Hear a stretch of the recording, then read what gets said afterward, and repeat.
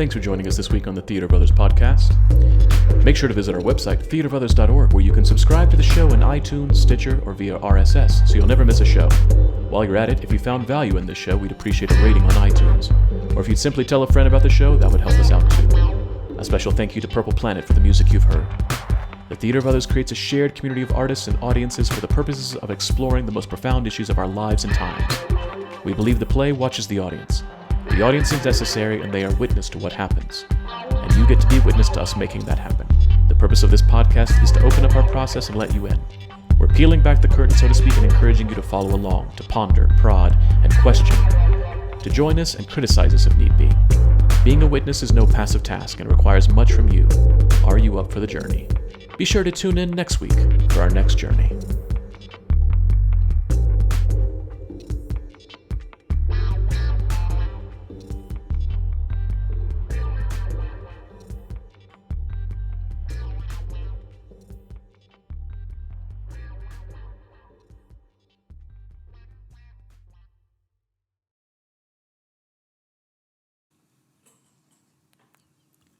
Hi, Adam.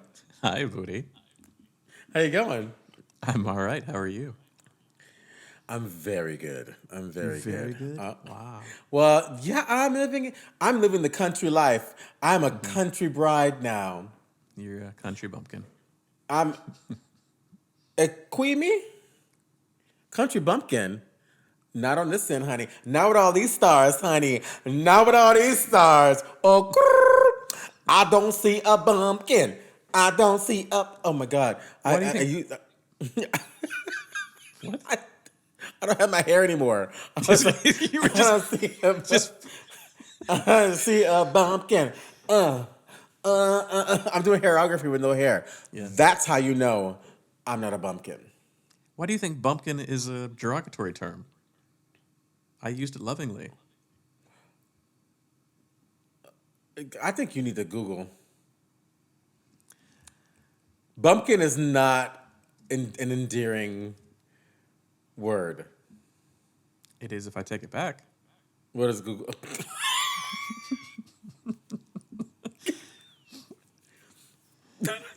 An unsophisticated or socially awkward person from the countryside. Like I said, these stars indicate I can't be a bumpkin. I can't be a bumpkin. I wonder where that came from. Etymology. Oh, it's Dutch. Comes from a small cask. How did that happen? They couldn't afford a big cask. I don't know. Anyway. Oh, maybe another that's word. They walked around because they were drunk. They walked around with a cask of alcohol, of ale, and were drunk all the time. Who knows? This goes into the category of words that we can no longer say. Bumpkin. Oh my God! Don't say it. Don't say the word. Don't say the words. I have been silenced. Mm-hmm. Jack's generation has silenced me. You can't say those things. I was in a conversation with another Gen Xer, and they used the R word. Ooh. And right after they used this, they were like, I'm not supposed to say that. I can't say that. I know. We can't say that anymore. She's like, I know. But it has a different meaning. It did have a different for our meaning generation. For your generation, yeah. Well, your generation is not that far off. No, but we didn't. We used it at the beginning, but we realized that we couldn't use it anymore. You know what my generation used? What? Gay. That's so gay. Oh. And it was the same thing. It wasn't meant as a derogatory of like that's so homosexual. It was meant as something else. And then we realized, yeah, but if we mean it that way, then we're using that word to mean that thing. So you said the word. We said the word. We said the word for a long time. What other words are you not allowed to say? I'm not allowed to say beep, beep, beep, beep, beep, beep, and beep. I can't believe you said them on the air. We're gonna be demonetized. We got money. This is now your catchphrase, isn't it? Play that funky music, white boy. Play that funky music, right. Play that funky music, white boy. That song is racist. Lay down and boogie and play that funky music till you die. Can we say boogie? We can still at this current moment. We can still say. Can boogie. we say Budissy? I think it's borderline because the majority of people don't know what you just said, but eventually it will become common parlance and it will be said on air somewhere like the news. Well, can you imagine on BBC News? They're like, BBC News. This just breaking news. This just comes in.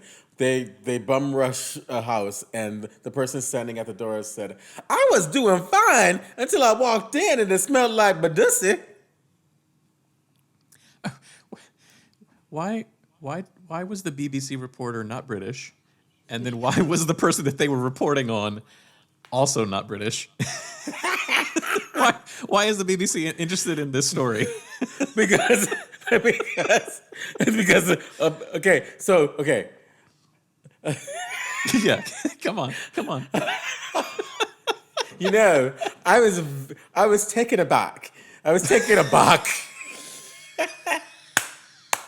I was taken aback. Yeah. And there was Budusi. There was a faint aroma of Budusi.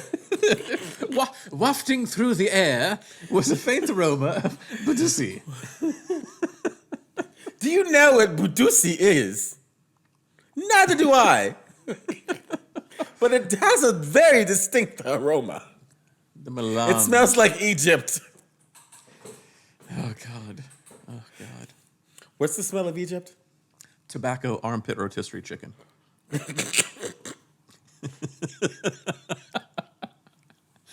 Or as Tom Ford likes to say, tar. Tar.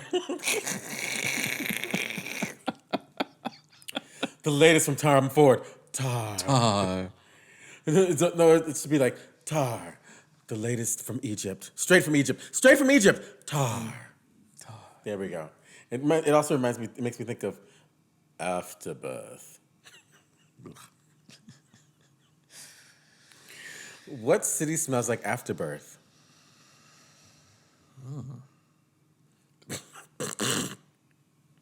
As I go through my travel logs. Texas smells like Dallas smells like afterbirth. Not since the road decision. Not anymore, girl. No, see, don't even go there because bad news.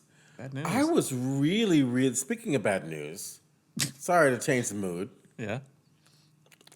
but I was really moved by the death of Twitch. I was really hurt. Leslie Jordan and Twitch this year just got me. Like when they both died, I was really upset. When Leslie Jordan died, I was upset. And then now Twitch recently taking his life, and how that was so violent. Because I asked Akshay, I said, "What happened?" And he said it was suicide. I was like, "Oh my God, that's horrible." And when I looked it up, I was like, my heart just like sunk. It's a lot. It's a lot. And I was hurting all week over it. Every time I think about it. So Twitch, we love you. I loved your work on So You Think You Can Dance. He was one of my favorite. Him, Jonathan, and Katie. They were my favorites on that season. And you know why? Why? Mia Michaels. Her choreography was amazing. You always felt like you were in the room. When her work, it was just like, ugh. Yeah. You could feel it. It was like, I felt like I was there. Yeah. It was emotional. It's always emotional, right? I wonder what it was like when you were there, though, because television doesn't have to push as hard as theater can in its particular framing when you're dealing with the transference of feelings. And you know what? It's one of the strongest feelings. What is one of the strongest feelings, Budi? The smell of Budissy, tar, and your nose. Smell. The senses. Oh, maybe we should, because we did incense smell for Kool-Aid and wine. Maybe we should do Budissy smell for We should not. 1,000 ships. We should not. We should not. No. Eureka! No. Golden, are you listening? No, he's not. We're gonna have the smell of Budissy We will not. for your new play, 1,000 ships. Won't happen. Why not? Don't we want a haptic experience? We want a sensorial experience that people will enjoy and remember forever. We don't want Well, I bet you they remember that. We did talk about, though, and I think we should actually, for every single show, have a scent. Like we could sell perfume or cologne afterwards. And I think that was really... Maybe the smell of our podcast is Budissy. I certainly hope not. I certainly hope not. So that's a segue. I hope you segue out and segue back in with something better. It's Budissy. The smell of rosebuds. Sure. Sure. Whatever. The fresh opening smell of a rosebud. Oh, come on. What? What? You are towing a line. With what? I'm not. We're moving on. We're moving on to the senses. I don't know what you're talking. Today's episode is about the senses. Jack doesn't know what we're talking about. I know he doesn't, and I'm hoping the rest of the audience doesn't as well and just moves on past. Today we're talking about the senses, how to engage the senses beyond the visual and the audio, how you as a theater maker should be engaging all the senses, and what does it mean to be a performer on stage where you're having to engage the senses. So we're talking about not just sight and sound, we're talking about the other three, possibly four. So we're talking about taste. Yes, taste, smell, and touch. And then there's that ephemeral sixth. Love. Yeah, love. You know there's 9 senses? Sense of love. You know there are 9 recorded senses? But for human beings? Yeah. Okay, let me guess. Excuse me, that's not COVID. That's just allergies. I love that that's how we have to start a cough now. It's not COVID. It's not COVID. You're not gonna die. It's just years of smoking. It's not COVID. It's not COVID. It's just years of smoking. Don't do that. I'm sorry. Sight. Mm-hmm. Smell. Mm-hmm. Sound. Listening. Mm-hmm. Tasting. Mm-hmm. Touching. Mm-hmm. Energetic, atmospheric sensing. What does that mean?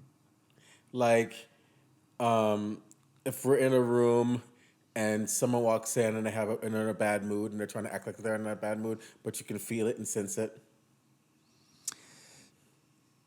Okay, we could talk about that, but it's not one of the recorded ones by science.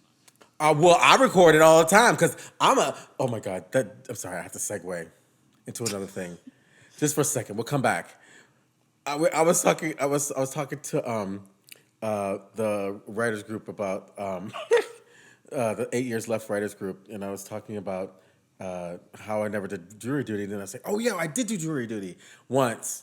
I went in, and of course, I believed what I said, but when I look back, I was like, they probably thought I was crazy. I was like, they were like, so what do you do? And I was like, I'm an expert on human behavior. Good Lord. They let me go. Yeah, exactly. So sensing is what I do because I'm an expert on human behavior. Also, telepathy. Telepathy. When you finish somebody's thoughts, when you say something that someone else is thinking about, telepathy. ESP. So we got ESP, we got atmospheric gumption. We've got the gut instinct, the gut. When your gut's going, oh, I don't want to go down that I don't want to go around that corner. The gut. No. And then you've got aliens. When you can sense aliens. When you bear with me. When you are like, what am I feeling? Why am I feeling this way? This is not my emotion. It's an alien. No. What? None of those. Okay, what does science say? What does science say? Science says proprioception. Okay. So the fact that moving in space, your limbs, moving in space, yes. knowing where up is when you're having to do a test. You can touch your nose, you can touch your elbow without having to look at it. You can find yourself in space. That's proprioception. 2, equilibrium, balance. Ear, also. Because of your ear, yeah. Inner ear, yeah, exactly. Pain is a sensation. Some get it, some don't. And I love this one. This is the one that I always get. Heatiness and coolness is a sensation as well. That's very Asian. I know. I love it. That's amazing. I get heaty when someone's in a mood. That's I can't not what it means. I can't propriocept when I'm being embodied by an alien. Okay. My gut can't tell up from down. Excellent. See? It's exactly what I said. Exactly. It's exactly what I said. Word for word. It's amazing. So then that makes this conversation even more exciting. Okay, good. Because I've added 3 and you've added 3 and science has added 3. Not what happened, but okay. Exactly what did happen, white boy? What happened, white boy? We were They'll talking listen to about you. senses. We got sidetracked into Badusis and aliens, and I'm trying to get us back onto track. What does that have to do with theater? We're on track. We're talking about theater. This is all theater. What are the senses that you're going to engage? This is all when theater, that's for sure. This is all theater. You need to work on your technique then if you're calling this theater.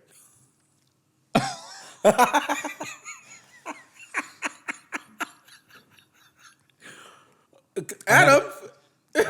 I had a conversation last night with a mutual friend of ours, and we were talking about how naturalism is all about stuff.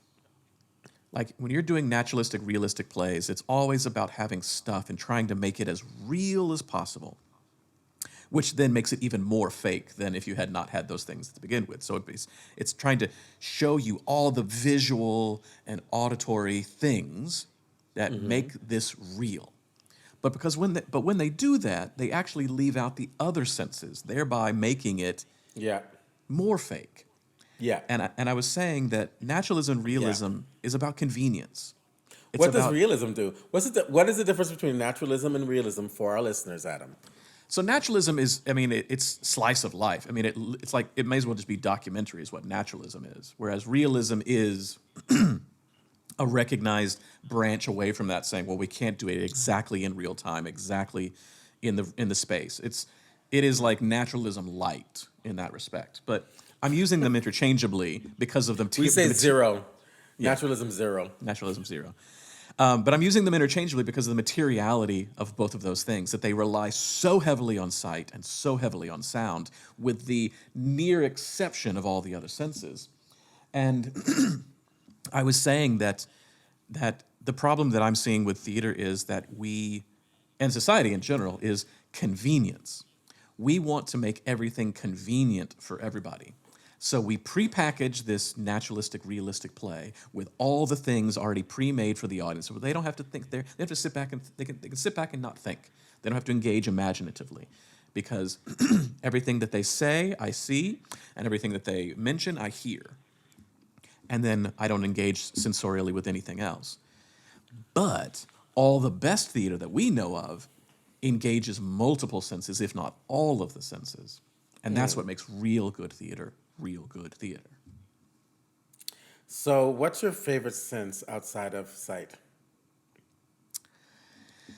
It depends. sound. It depends. Remove the eyes and remove the ears. What would be the next sense that you'd want to layer in? Well, I love playing with smell. I love playing with smell. But it's almost the most fickle one. It's the hardest one to play with, which is why I like playing with it so much. Why? Well, one, how do you get everybody to smell the same thing at the same time? There's a disbursement. There's a delivery issue. Yeah. Two, smell in our brain is the closest sensorial center to memory. So you never actually know what you're going to trigger in the person. But it will trigger And this something. is why trigger warnings are you're responsible for your own triggers. Yeah. If we're gonna trigger you with smell, did we put that as a trigger on our trigger menu? Smells. Yes. Smells. Oh, we Yes. did. Yeah, we did. Okay. But you know, People are sensitive. They get allergic. they can be. I mean, they're. That's the only one where, like, with the exception of taste, there are allergies with taste as well. But there are really sensitive people out there with smell. I mean, so you have to worry about how do you deliver it, how much is needed to deliver it, what memories are going to be triggered, is it going to arrive on time? Are you talking literal smells, like they're on stage cooking? What do you mean arrive on time? Do we have to take out order and you want it like an Uber? No, I mean, are you wanting the smell to arrive with an On their actual nose at the moment? Yeah. So, like, is it being something that is literally happening on stage and you want that to be happening in real time? Right. Or are you wanting a disbursement where it's an over time, gradual development of smell? You know, like, you're doing Making Romeo and cookies. you're doing Romeo and Juliet, the balcony scene, and over the entire scene, eventually there's a smell of citrus. It doesn't have anything to do with what is literally happening on stage, but there's that bright, kind of shiny, kind of like effervescent, sunny smell that you want to have arrive on the audience's nose at some point in that scene. Or jasmine flowers because it's nighttime, something like that. You know, is it literal or is it more figurative, metaphorical? So that's really kind of difficult, a delivery. It's really difficult to kind of play with that, but it's also one of the really fun ones. And one that people in the audience are definitely not expecting. And they respond to it immediately, like what we did with the grass. Yeah. Everyone was like, "That was amazing! What you did with the grass, that was amazing!" Like we had the smell of cut grass, like in every show. Yeah. Like, that was your experiment. Yeah. Like you experimented with it. Yeah. Because we were gonna have like grown grass, but then Yeah. that was gonna be too cumbersome. Yeah. And we had to have a quick bump out. Yeah. Like, what do we do? And I was like, I have a lot of grass in the country. I could tell the gardener to just hold the grass, and we did. Yeah. And he thought we thought we were crazy. He was like, "Huh? What do you want from?" It's like, please, Kim, please, Just keep please, the grass. Just keep the grass. please, Kim, come on. Yeah. And then our boy Kim, he hooked it up, and I was like, you created this awesome atmosphere. He's like, okay, whatever, man. All right. You're welcome. All right, yeah, you're welcome. So, what other moments of smell really were impactful for you? Is it either in your production or in someone else's? There's a very famous case that Romeo Castellucci did with his production called, I think the name of the production is called The Face of God. And it is a very interesting show. It's very not like things that he did before. And this was the thing that got him in the most trouble as well. It's a story about a father who is slowly, going into dementia, losing his bodily functions and things like that, and the son that is taking care of him. and the father wears a diaper because he is losing literal body functions. And Castellucci released the smell of feces into the auditorium in those moments to really kind of drive home like what is happening to this older body. I mean, it wasn't literal feces. He found the chemical makeup of things, but people literally like were revolted from that smell, and that couched with and juxtaposed with the whole back wall was what is the name of the painting? Salvador Mundi, the face of it was the face of Jesus, the beautiful painting of Jesus's face. So they were seeing that, smelling that, watching this interaction between a father and son, and it really kind of. That's beautiful. That sounds really beautiful. It also was really controversial and turned off a lot of people, and he had a lot of death threats. He was almost stabbed. Death threats because Jesus was there. He was almost stabbed on stage. Somebody ran on stage with a knife trying to stab him. People protested outside because they thought what he was saying was Jesus equals the smell of shit. But what he was actually saying was, this is the story of a father and a son. This is the story of, and you can see that metaphor. But of course, it was such a, a strong smell, such a strong image. I mean, the story of the father and the son, the story of the ultimate surrender when Jesus says, Father, why dost thou forsake me? And he completely, that moment of surrender and release that happens on the cross. Like, it's a beautiful, and he's so religious to begin with. Like, he's very religious. That's a beautiful image. And like the human form going into spirit. Like, there's so many, like, beautiful, positive metaphors that you could come up with that one image, and that's what you get. Yeah. Wow. But that just goes to show that they have no taste. They're hobos. But it's also that smell is a strong smell tied with a memory. He got what he wanted, whether he wanted that reaction or not. He wanted a reaction. He wanted to viscerally hit them, and he did with that smell.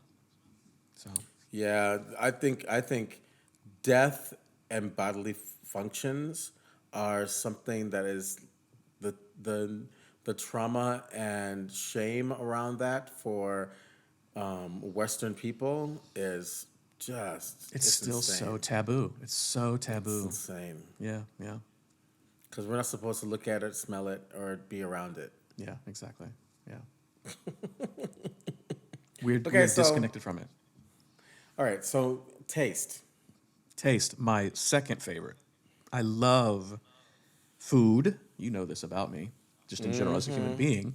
But to include taste in a production is one of my favorite things to do as well. I mean, I always say that the way to make a show instantly better, alcohol, Add food, a pizza. music. Alcohol, food, and music instantly make a show 100 times better.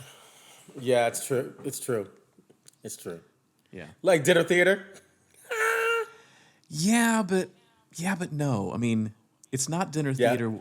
Can you explain dinner theater to our listeners? Because some of our listeners. Because I think dinner theater might be a dying breed. Maybe it doesn't exist in a lot of places. Well, it depends on how you define dinner theater. Because Dixie Stampede is still going strong. Dolly Parton's Dixie Stampede. Oh God! And then there's Medieval you go times. to the Lotus Cafe in Ubud in Bali, and you're having your food, and they're playing the gamelan in the back and giving you a whole. That happens in the hotels all over Bali. I guess it is still alive and well. Yeah, but dinner theater, literally in terms of like beef and boards kind of thing, where like you're going to go watch a musical and have a dinner at the same time. I mean, it's that cool novelty thing that we've had with cinema recently, where like, oh, I can go and order food and watch a movie. Ooh, I'm so upscale and high class. It's like That's theater's called been doing gold class. Exactly. Theater's been doing that for 50, 60 years. Get over yourselves. I think people just like to sit in those nice seats and have a meal. I know I do.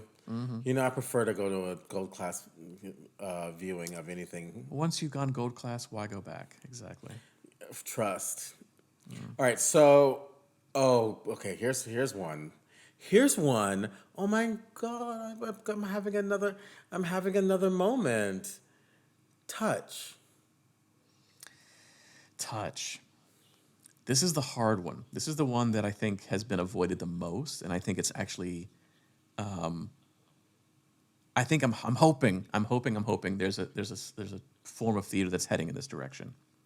So, haptic, either literally touching you or moving you, so that you have to move. So we could say that site-specific and immersive. That would hit several senses. Exactly.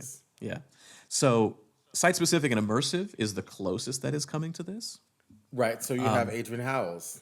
Yeah. So exactly, the foot washing for the soul, where somebody is actually touching your feet, washing your feet as they tell you a story, or cuddling you. That was the moment. Yeah. Like cuddling you. Adrian Howells, y'all. Look him up. He'll be in the show notes.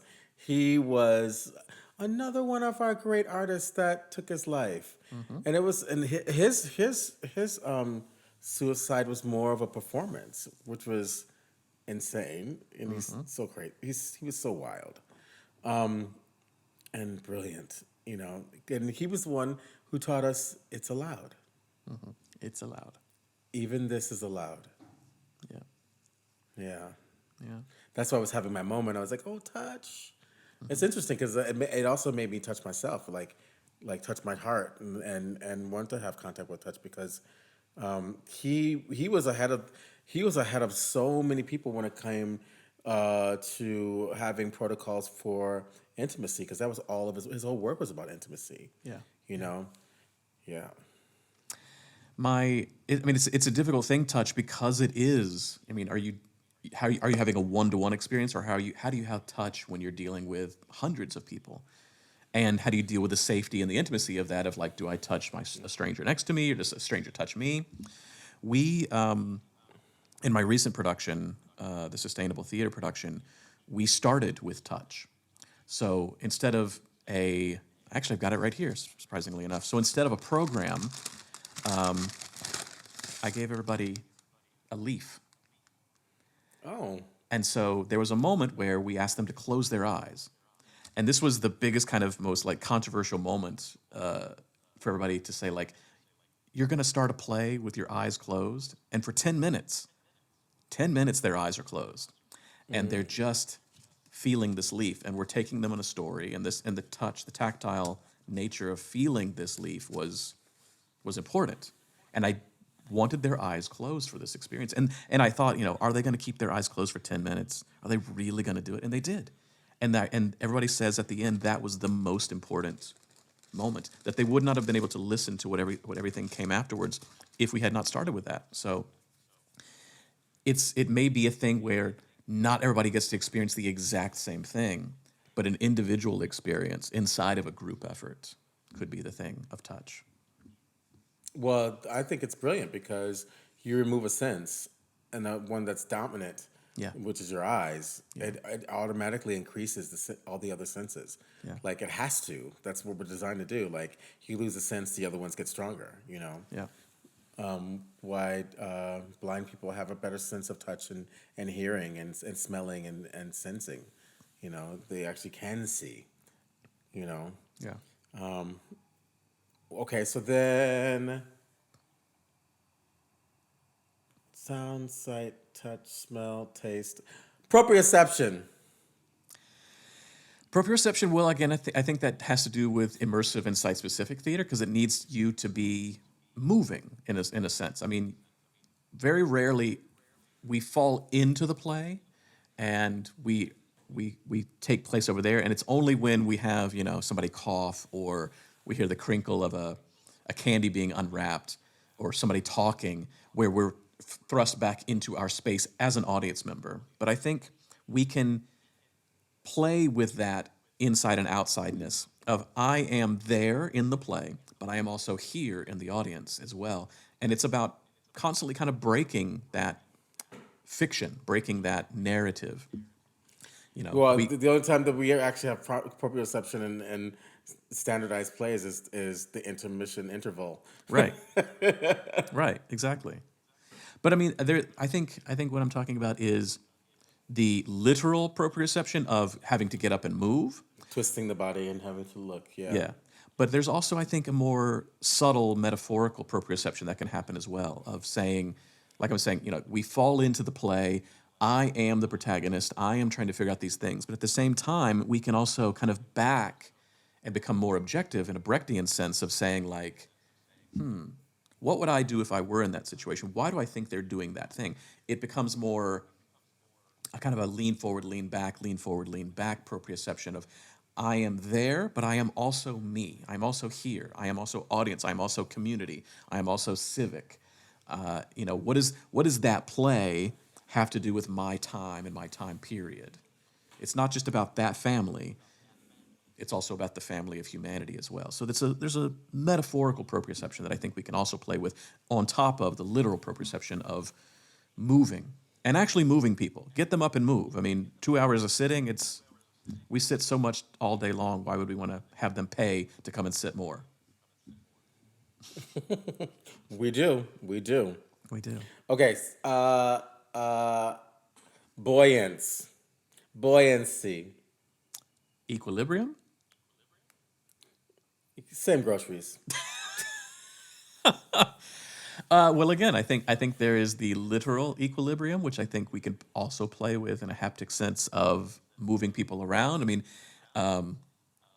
there is, I don't want to talk about like a haunted house kind of sense of like up and down and moving around kind of like that, but that could be a part of it. Fun house kind of the floor moves, but also a metaphorical equilibrium of unbalancing you. I think good theater should unbalance you from your preconceived notions, unbalance you from your everyday reality of I'm a cis white male, whatever, and I only know my cis white male life and story.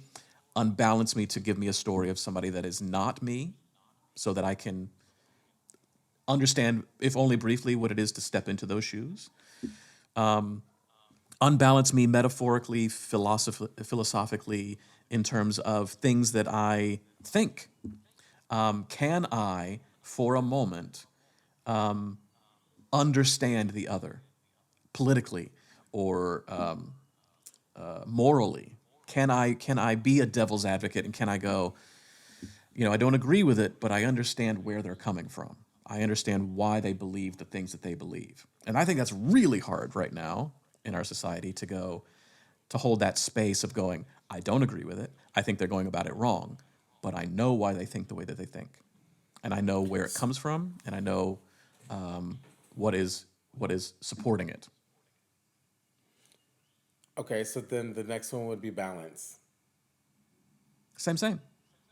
Equilibrium, balance. So same. Equilibrium. So which one am I missing then? Pain and heatiness, which I don't think pain. Which I don't think we're gonna play with those. Pain is one. Yeah. That's a pain. Well, I don't know. I was in pain at the first half of Von Hova's Ivo Von Hova's Crucible. My back was killing me. Well, I don't think that was him. I was agitated. It was him. I think that was more the old Broadway theater seat than him. No, because when I came back, I didn't have that pain. It's because I was upset because no one was listening to each other, and I was just like, it was just killing me. And I got up and walked out and asked Galtney and said, "Tell me why I need to go back in." And he said, "Because it's good." And I didn't know he didn't tell me the wolf, but I went back in and, but I didn't have the pain in my body before. After that, I didn't have the pain in the body. So I think you could be strategic around what causes pain for people. Like you could, have uncomfortable Broadway seats. Again, I don't think he was trying to do that for the audience. I think that was just you taking in bad listening. I'm just very sensitive. Yes. Pain body. I'm very sensitive. Very, very sensitive. But you could smack someone's butt with a paddle if the play was a BDSM play. I mean, sure, you could do anything. Because you'd have a very particular audience. I mean, I think pain. I think if you're going to, I'm being serious here, Adam. Like if you really wanted to investigate pain, I think it would have to be for a particular audience Yes, that yes. are looking for Yes. that sense to be activated. Remember I told you about this production, this immersive production where they basically stripped the audience and they gave them jumpsuits and they. Remember I told you about this and they. It'll be in the show notes. Oh yeah. And they literally like treated them like prisoners and they put them through the experience of sensory deprivation and, they sprayed them with water. So it wasn't literal pain, but it was that sensation of, oh, I don't like this. And I think we can play with that kind of thing of like, ooginess. We'll just call it ooginess instead of pain because I think there's a lot of negative connotations with pain. Like we're not trying to like stick a knife in somebody's hand. That'll never happen. But how But can if you? you're like, okay, so if you're doing like, say if you're doing street theater at a gay pride, you could definitely get at indoor alley at a Folsom Street Fair. Like you could definitely get pain into the repertoire of a sense for your theater. If it's I'm just trying to I think you can do it. There are people that if you have the right audience, people will stick their butt up and get smacked by. Yes, of course. But also no. I've got it. Okay. In Peru, you know those devil masks, those devil like baklava masks that I have. Yeah.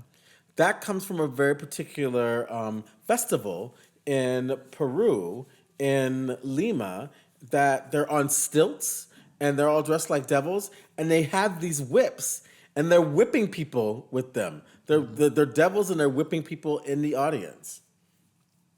Yeah. So you can do pain. That reminded me then of the what's the name of the festival in Germany? Oberdammergau, where it's basically a passion play that they've been doing for 900 years, and they actually nail the guy to the cross, and that is part of the play. I mean, that is.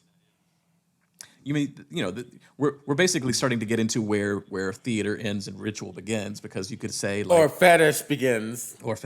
But like I was thinking like Taipusam in India or Singapore where the piercing and the carrying of Yep. things like for those on the outside it's theater, but for those inside of it it's ritual. Yeah, it's ritual. It's definitely ritual. Yeah. It's spectacle for the Western eye. Yeah. I think the other thing is that we're also looking at cultural narratives that are giving permission for that type of sensory exploit to be a part of the communal experience. Yeah. Yeah, exactly. Puppetry of the penis. Yes, I suppose. I guess it's painful. Yeah, because because I come on, Adam, you have a set of balls. I do. And what happens to your balls when you see people getting their balls, something's happening to their balls? What happens to your imagination? Your balls hurt a bit. Yeah, I guess that is the case. Puppetry of the penis. Pain is a sense. I will not be linking that in the show notes. Why? It's theater. People pay to go see it. It's true. Yes. It's theater. Okay, so then hot and cold. This one's different because it's not like on your skin, hot and cold that we're talking about. We're It's talking heaty. about internalness, heatiness. So Like if you're unless shivering inside. so yeah, I mean, you've got COVID and you come to the theater. you we don't want that. And we don't want to feed that, we don't want to please. feed durian to the audience and then Why give them a beer. not? I mean, I don't mind. It's fine by me, but I think that's a great idea, actually. our audience is only durian lovers. I think that'll be a very Yeah. mixed and spread audience. So it's just be it's be for our Southeast Asian audience. We'll have a durian night. Yeah. It's just because we want people to get heaty. Yeah. Well, that's the other. But come on, we can do this. It's all about the food you feed because if we go with the Chinese medicine, and in Eastern practices about heaty foods and cooling foods. You can, as part of the food that you're serving, you could serve heaty foods, and then serve cooling foods as part of the aesthetic that you want to, the senses that you want to bring up. You can do It's it. true. It's true. Yeah, it's one of those things where I feel like as we've gotten more and more on the list, it is what you can control and what you can't control. Like you can control the visual spectrum, you can control the audio spectrum. It gets a little Yeah. bit harder. You get to taste, then you get to touch, and then you get to smell is the hardest one to manipulate, and then you get all the new ones that we've talked about today. And as a theater maker, it's like I hope that I'm dealing with heatiness, and I don't know what the heatiness experience is going to be for you, and I hope it is a not uncomfortable experience that, Or an allergy. yeah. My throat's closing up. I can't breathe. And then we don't give them the EpiPen until they feel pain. And No. Our theater's a peanut theater. Yeah. Just giving out, we're just throwing Well, peanuts at people and then EpiPenning them. well, we do have a peanut gallery. Hello. Hello. Put that in the show notes. So,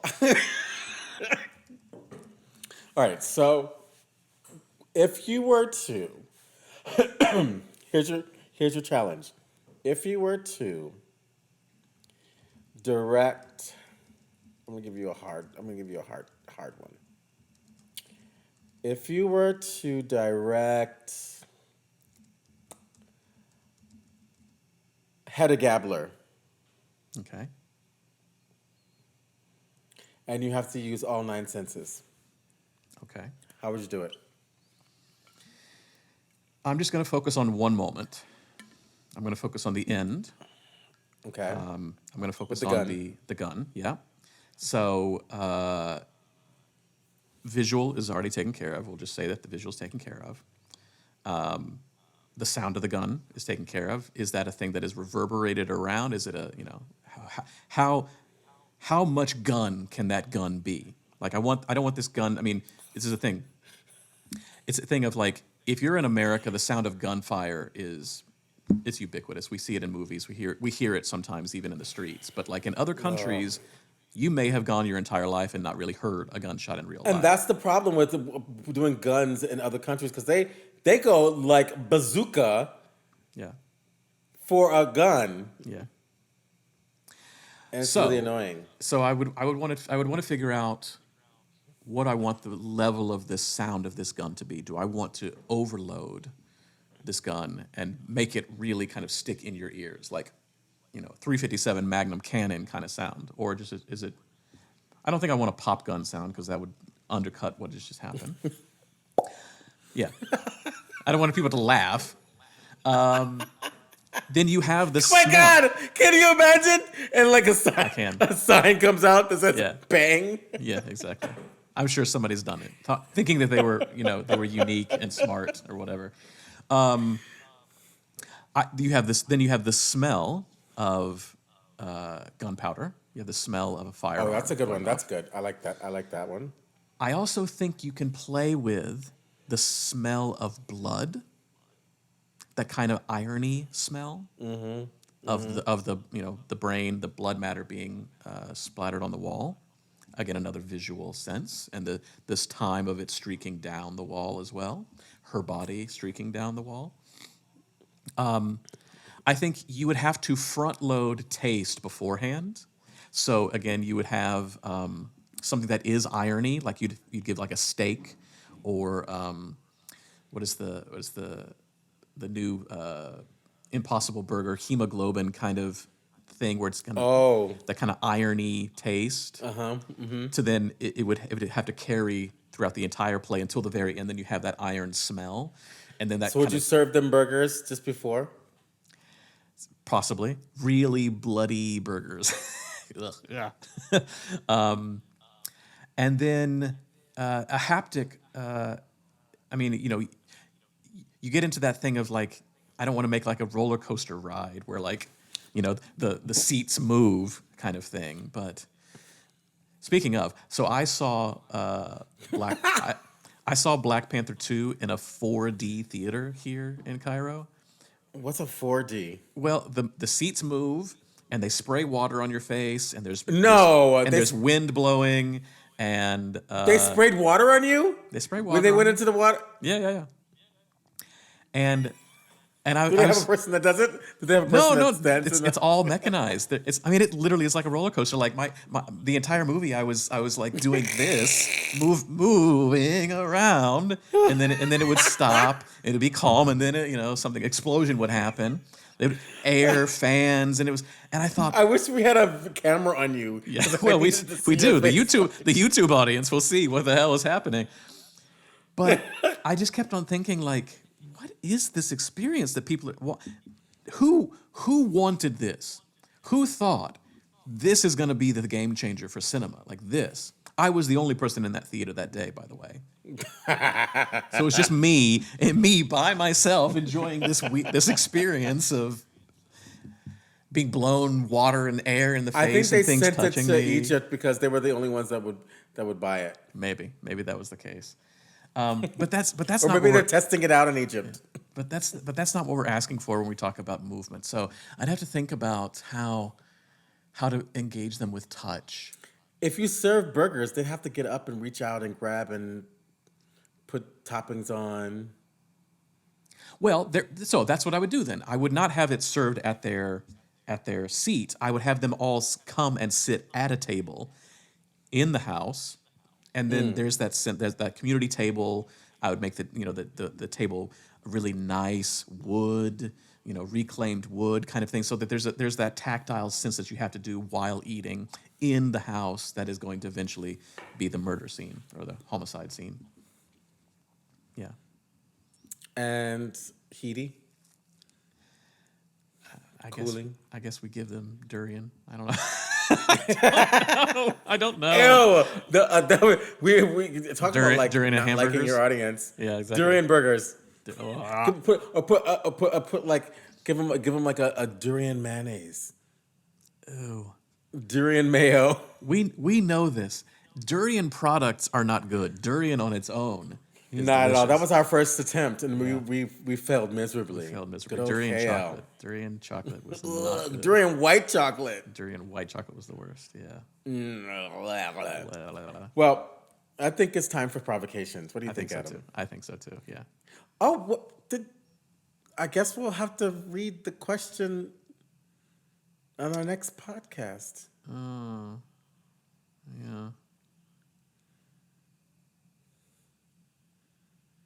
I don't know. Obviously, Jack will be cutting this out. Did Jack send us look at the chat. Did Jack send us a message? No, he didn't. Oh, it just says welcome to Riverside.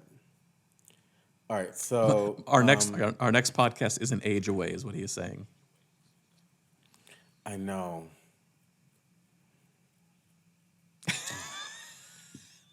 So either we answer it now, and Jack, you then edit it into the beginning of this, or it seems really kind of truncated and weird to put it in here now.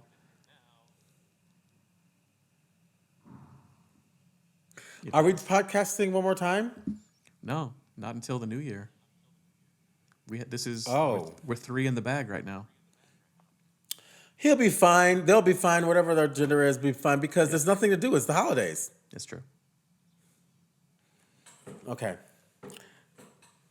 Great. So I think we should take a break. Okay. And come back with some provocations. How's that sound? Sounds good.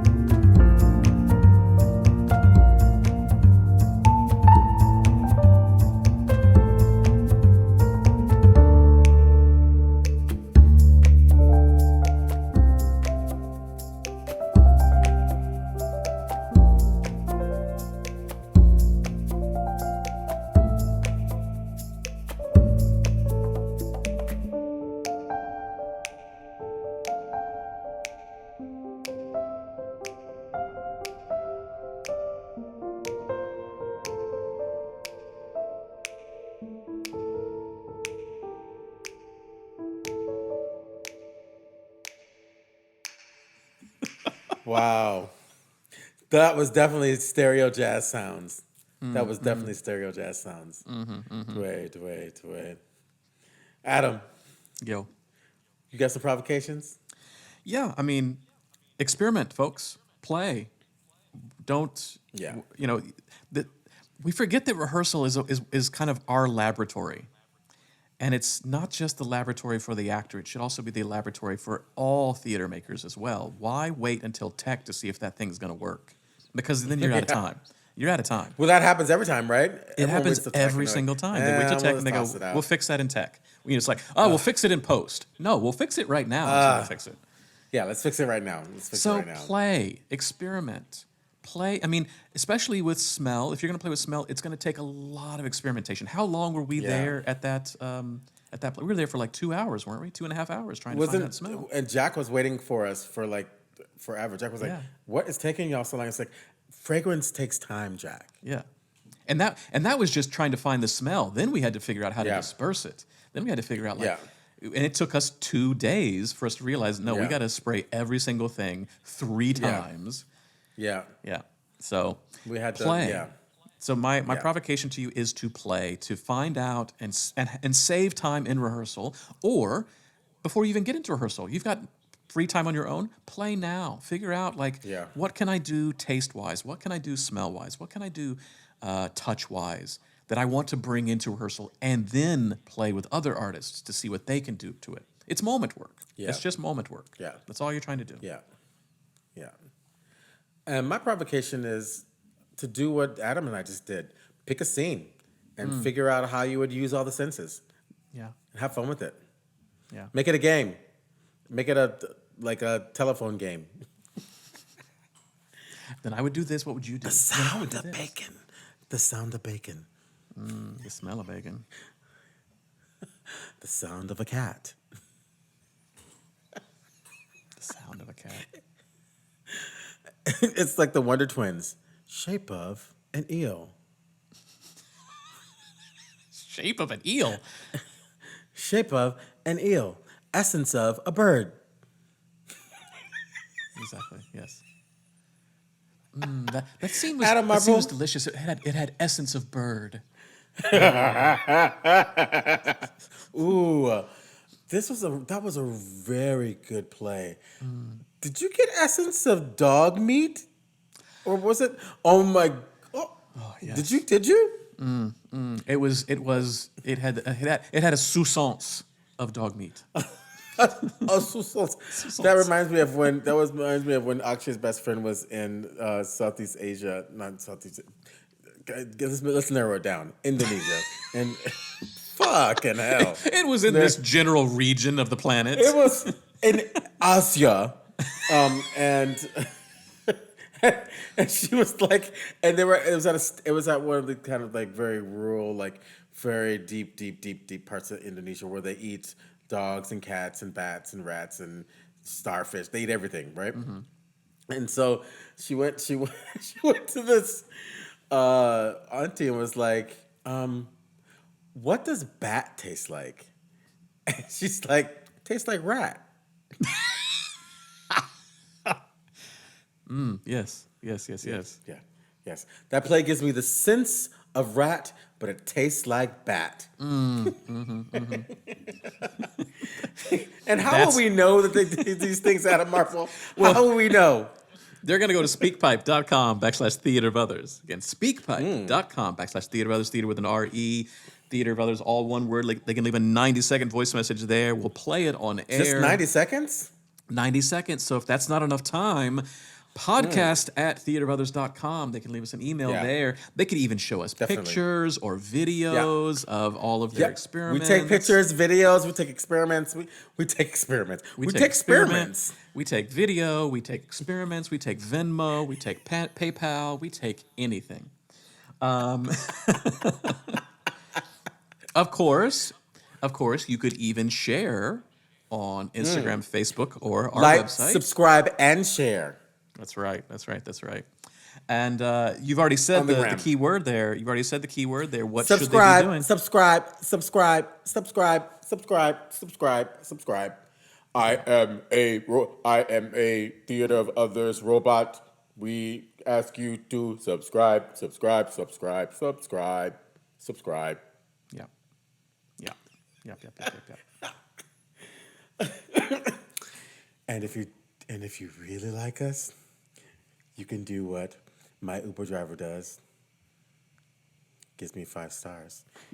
You give me 5 stars, I give you 5 stars. That's right. And if you really, really like us, like Sally Fields, like us, give us a comment. Yep. Tell us how you like us. Yep. Tell us how you like it. Play that funky music. Listen now. And then just we'll see you like next week at some time. What do you think? Something. Yeah, that sounds pretty good. Yeah, it's okay. That's a good idea. Just think because everything we come at them like once a week, even during the holidays. Can you believe that? During the holidays, we don't get a holiday. We don't take a week Why? off. We don't take it. You got to stay ready, so you ain't gotta do what? Get ready. Be ready. Right on. Come on, white man. You getting there. You getting there. 3 years. Next year, the 4th year, boom, you got it. You're gonna stay ready, so you don't have to do what? Get ready. That's right. Excellent. I love you, Adam. Love you too, buddy. Send my love to your little munchkin. I will, and you to your little munchkins as well. I will. And everyone else, we will be talking to you next week. Bye! Thanks for joining us this week on the Theater Brothers podcast. Make sure to visit our website, theaterbrothers.org, where you can subscribe to the show in iTunes, Stitcher, or via RSS, so you'll never miss a show. While you're at it, if you found value in this show, we'd appreciate a rating on iTunes. Or if you'd simply tell a friend about the show, that would help us out too. A special thank you to Purple Planet for the music you've heard. The Theater Brothers creates a shared community of artists and audiences for the purposes of exploring the most profound issues of our lives and times. We believe the play watches the audience. The audience is necessary, and they are witness to what happens. And you get to be witness to us making that happen. The purpose of this podcast is to open up our process and let you in. We're peeling back the curtain, so to speak, and encouraging you to follow along, to ponder, prod, and question, to join us and criticize us if need be. Being a witness is no passive task and requires much from you. Are you up for the journey? Be sure to tune in next week for our next journey.